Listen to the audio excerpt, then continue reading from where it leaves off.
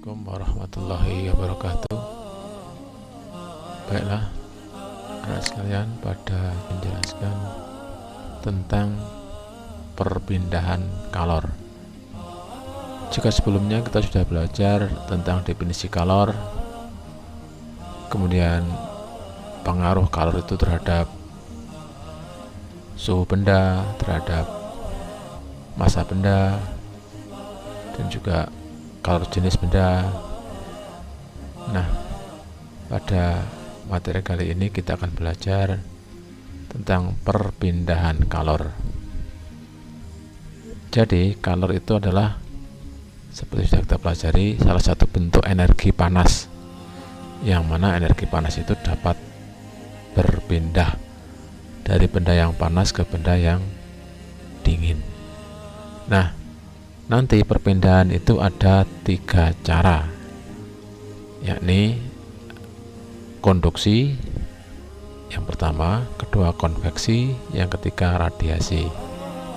Nah, apa arti dari masing-masing ini dan bagaimana nanti penjelasannya? Baiklah, kita akan bahas satu persatu.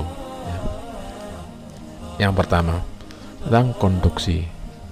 Konduksi itu artinya perpindahan kalor melalui suatu zat perantara tanpa disertai perpindahan partikel-partikel zat perantara tersebut.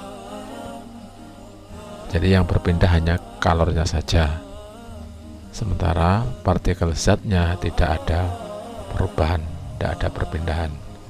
Nah, contohnya kita memanaskan logam, ya. Jadi kalau kalian misalnya memegang besi yang panjang itu ya, atau paku lah, kalian bakar di lilin, yang dibakar ujung yang A ini misalnya ya, kemudian yang ujung B yang tidak kena api akan terasa panas. Nah, karena kalornya itu merambat dari ujung A sampai ujung B ya. Sementara zatnya ini tetap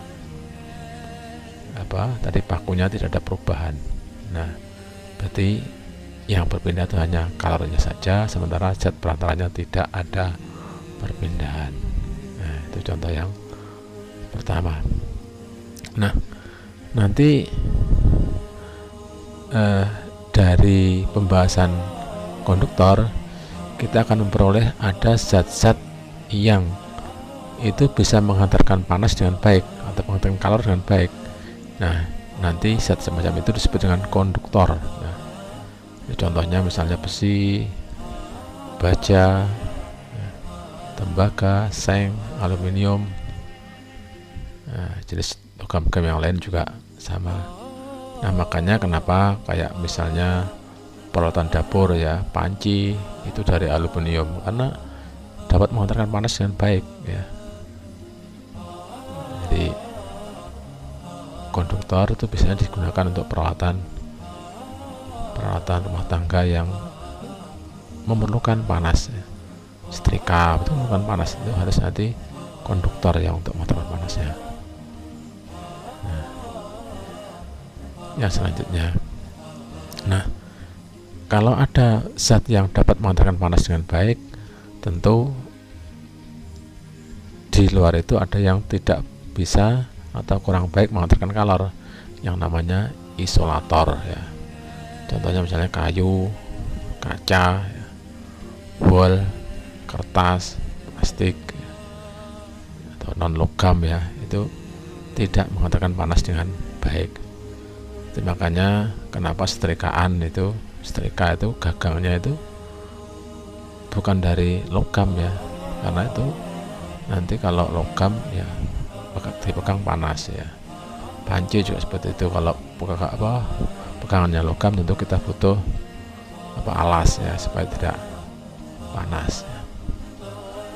Nah, untuk bisa memahami ini ya lebih jauh, nanti akan Bapak berikan satu contoh ya. Pada video kali ini Bapak ingin kita akan melakukan peragaan. Bagaimana, kalian siap? Baik. Kalau siap, Bapak minta bantuan 4 orang maju ke depan. Silakan. Gimana Agung? Yani? Ayo mutar. Ya.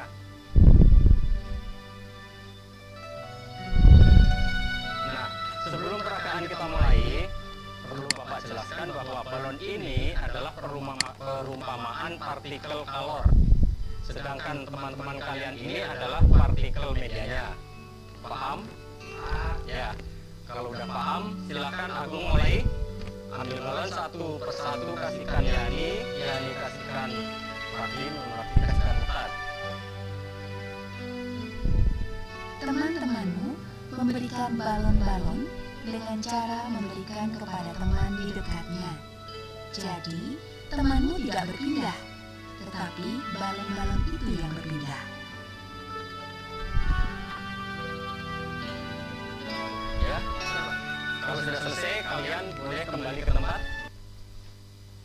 Nah, jadi dalam video tadi kita melihat balonnya itu adalah kalornya, partikel kalornya. Kemudian manusianya, orang-orangnya itu adalah partikel perantaranya. Ya. Nah, jadi pada contoh video itu kita bisa memahami bahwa yang berpindah itu adalah kalornya, sementara zat perantaranya, yakni tadi ya, yang membawa balon itu tidak ada perpindahan, tidak ada perubahan.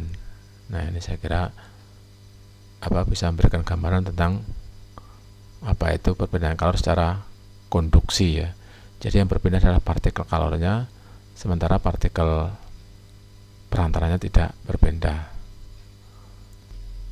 Baiklah anak-anak, sekarang kita akan membahas tentang konveksi. Jadi perpindahan kalor yang kedua setelah yang pertama konduksi.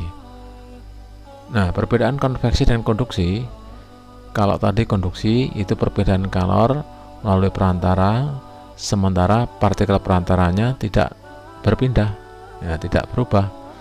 Nah, kalau konveksi, perpindahan kalor melalui zat perantara disertai perpindahan partikel zat perantaranya. Jadi zat perantaranya ikut berpindah ya, kalornya juga berpindah. Nah, konveksi ini terjadi pada benda yang mempunyai perbedaan sejenis, perbedaan kerapatan ya. Ini biasanya terjadi pada zat cair dan gas, karena yang bisa mengalir itu zat cair dan gas atau fluida ya. Nah, ini dicontohkan di sini misalnya pada gambar ini kita merebus air ya. Ketika air yang di bawah ini kena panas, maka dia akan renggang, massa jenisnya akan ringan ya. Maka dia akan naik ke atas ya. Naik ke atas, sementara nanti yang bagian atas karena dia masih belum panas, dia akan turun ya. Turun setelah panas nanti akan naik lagi. Panas turun lagi ya. Yang dingin turun, yang panas naik turun, terus jadi akhirnya terus berputar sampai akhirnya mendidih. Kalau dari samping seperti ini gambarnya. Dan kalau dari tengah itu seperti ini ya. Jadi berputar, yang ini ke kiri, ini ke kanan terus. Ini saya kira sudah sehari-hari sekali ya, kalau kita menanasi itu mesti nanti ada aliran air di situ. Jadi ada gelembung-gelembung air ya di bawah ke atas itu. Nah, kemudian contoh yang kedua, ini masih contoh yang pertama ya. Ini misalnya terjadinya angin laut dan angin darat ya. Jadi angin laut itu angin dari laut ya. Ini gambarannya yang sebelah kanan ini laut, kemudian yang di sini pantai ya. Lalu kenapa kok anginnya mengalir dari laut ke darat ya pada siang hari ya? Karena ya pada siang hari ini daratan lebih cepat panas dari lautan, kan daratan tinggi ya. Kalau daratannya panas, udaranya ikut panas. Nah, udara yang panas akan naik, maka udara yang panas tadi tempatnya kosong, lalu diisi udara dingin dari laut. Nah, makanya akhirnya yang udara dingin dari laut bergerak ke darat. Nah, ini angin laut ini dimanfaatkan oleh nelayan untuk pulang ya. Jadi makanya nelayan kan pulangnya siang hari ya, setelah subuh, setelah ya pagi ya, setelah matahari ya terbit itu ya. Sementara nanti berangkatnya kan sore hari ya. Loh, kok bisa kok sore hari? Nah, ini bisa seperti ini ya. Jadi itu namanya menggunakan angin darat ya. Angin darat terjadi pada malam hari. Itu digunakan oleh nelayan untuk berangkat ya. Lalu bagaimana prosesnya? Nah, setelah tadi siang, setelah siang ya, kan waktu siang daratan lebih cepat panas. Kemudian laut juga panas tapi lebih lambat ya. Nah, ketika sudah siang hari sampai sore akhirnya kan sama-sama panas ya. Ini sudah panas semua. Nah, ketika matahari tenggelam, yang lebih cepat dingin yang mana? Nah, yang awet panas yang mana? Nah, ternyata yang cepat dingin itu adalah daratannya, sementara lautnya itu masih hangat ya, masih hangat ketika sudah matahari tenggelam. Makanya udara yang di atas laut juga hangat atau panas akhirnya naik, sementara udara kosong udara yang ditinggal naik tadi kan akhirnya tempatnya kosong, diisi udara dingin dari darat, maka terjadilah angin darat ya. Angin darat dimanfaatkan oleh nelayan untuk berangkat ya. Nelayan itu kan berangkatnya sore hari ya kan, itu menggunakan angin darat. Nah, ini contoh konveksi. Lalu konveksinya di mana, Pak? Konveksinya itu panas tadi itu mengalir bersama udara. Nah, itu kan. Jadi yang mengalir itu udaranya, disertai dengan panasnya tadi ikut udara tadi ya. Sama ketika melempus air ya, panasnya itu dibawa oleh air itu. Jadi perantaranya ikut berpindah. Nah, makanya konveksi itu hanya terjadi pada zat cair dan gas ya, karena dia bisa berpindah. Sementara kalau zat padat itu nanti konduksi ya, seperti itu. Contoh lain, misalnya di sini ada sistem pendingin mobil radiator. Nah, mesin mobil itu juga perlu pendingin ya, supaya tidak overheating, tidak panas ya. Lalu bagaimana sistemnya? Lah, nanti di situ ada namanya radiator. Radiator ada cairannya yang mengalir lewat mesin tadi, supaya di samping-sampingnya ini supaya nanti mesinnya itu dingin. Nah, kan air yang mengalir lewat mesin tadi akhirnya panas dibawa lagi ke radiatornya ini. Nah, di sini nanti akan ada kipasnya, terus nanti airnya turun sampai dingin lagi ya. Jadi air yang masuk dari mesin tadi ke radiator masih panas, kemudian setelah lewat radiator turun, kita masuk ke mesin jadi dingin lagi. Jadi seperti itu terus berputar ya, terus berputar. Jadi panasnya itu bergerak bersama air radiator tadi. Yang ketiga, misalnya pembuatan cerobong asap. Nah, cerobong asap pabrik ini juga konveksi ya. Jadi udara yang panas itu bergerak naik, ini jelas ya, bergerak naik. Nah, contoh gampangnya kalau kalian bakar sampah dan sebagainya ya, itu mesti kan asapnya itu naik ke atas karena itu panas kan, jadi panas bergerak ke atas. Itu contoh konveksi. Nah, di lemari es juga contoh konveksi juga. Nah, coba sebagai gambaran juga Bapak ingin memutarkan video ya, konveksi kalor ya. Untuk itu coba Bapak minta tolong 4 orang lagi maju ke depan ya. Saudara Arif silakan, masing-masing ngambil 1 balon, silakan.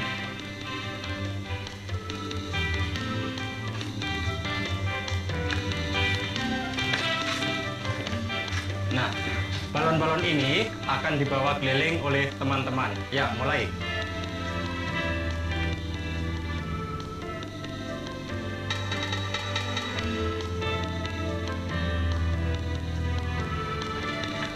Ya, sekali lagi.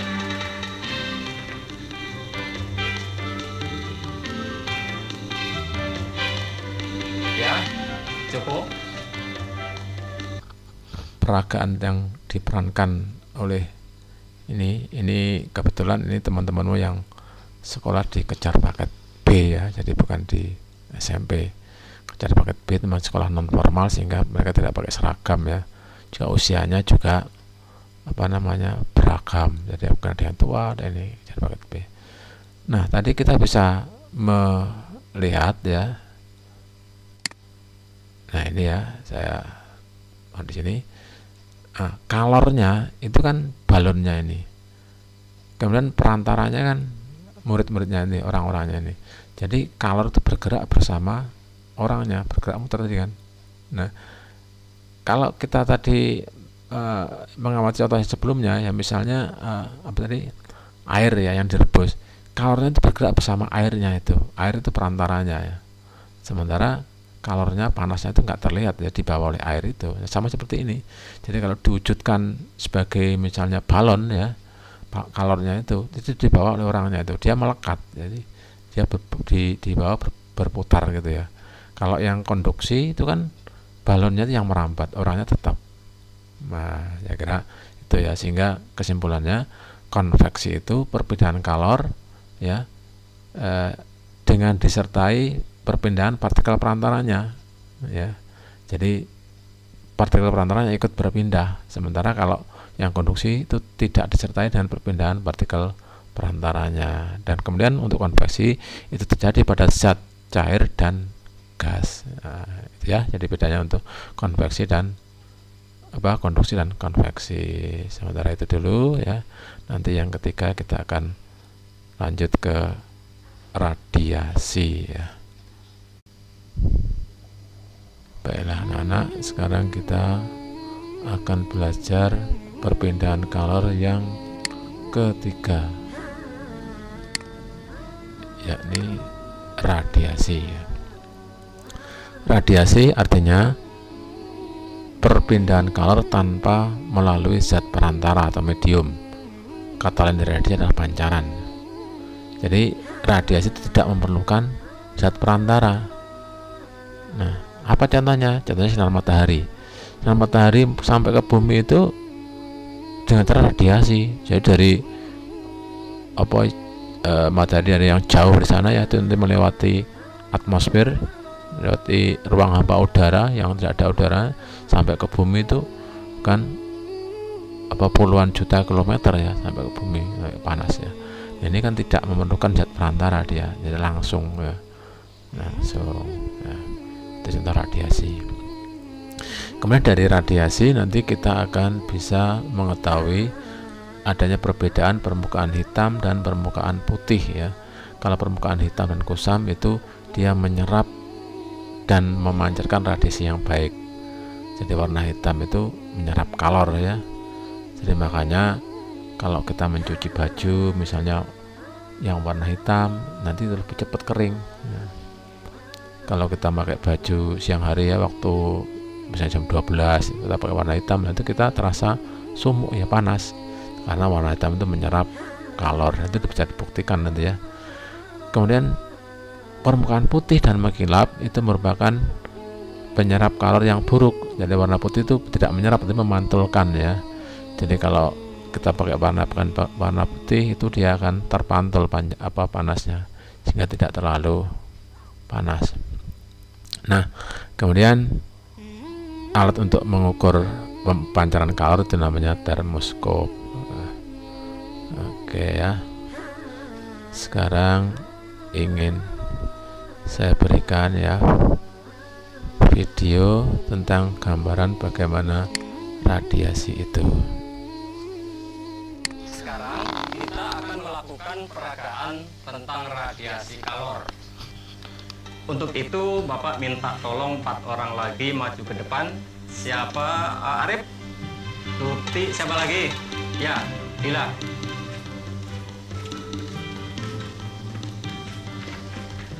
Nah, bola ini nanti Tuti lemparkan ke saudara Febi. Saya ngapain, Pak? Oh iya, kalian berdua memperhatikan saja. Ya, kita mulai saja. Ayo.